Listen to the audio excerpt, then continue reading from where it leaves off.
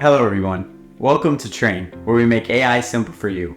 My name is Kieran and I'll be your instructor for today. In today's episode, we're going to talk about the art of prompting Microsoft Copilot specifically, then some do's and don'ts when utilizing the chatbot. Everything we're about to tell you is coming straight from Microsoft, so it's the best advice you will receive for prompting this specific chatbot. Okay, so let's get right into it. Microsoft breaks down the science of prompting their Copilot into 3 steps. 1 is telling Copilot what you need.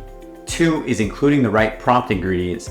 And 3 is keeping the conversation going. The first step, as mentioned, is explaining to Copilot what you need. This means use keywords to start your prompt, such as learn, edit, transform, summarize, create, and catch up. Then expand into the details of what you're looking for. That brings us into step number 2, which is including the right prompt ingredients. Microsoft stresses the point of making sure to include your goal, context, source, and expectations in the prompt. Here's the specific example that Microsoft published to follow to maximize your prompt. As you can see, you start with the goal, which in this example is bullet points, then context, which is saying why you need it, then labeling the source Copilot should use, and lastly, your expectations, which is detailing how you want it to respond. In this example, the user wanted it to be quick. Lastly, you can keep the conversation going and ask more detailed questions to fine-tune the answer you were looking for. Some helpful tips that Microsoft listed when using Copilot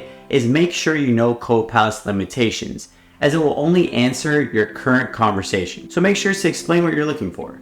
Also, make sure to use good grammar and use quotation marks when necessary. And finally, don't constantly interrupt when the Copilot is helping, and tell it when you're starting a new topic when you want to pivot. Finally, before we wrap up this episode, I'm going to list some do's and don'ts that Microsoft has listed to keep in mind when using Copilot. Let's start with the do's. Make sure to be clear, keep it conversational, and ask for feedback when you're stuck. Also, always proofread for accuracy and be polite and grammatically correct. If those simple tasks are executed, you will become a prompting genius in no time. On the other hand, some things you should never do when using Copilot is never be vague or use slang.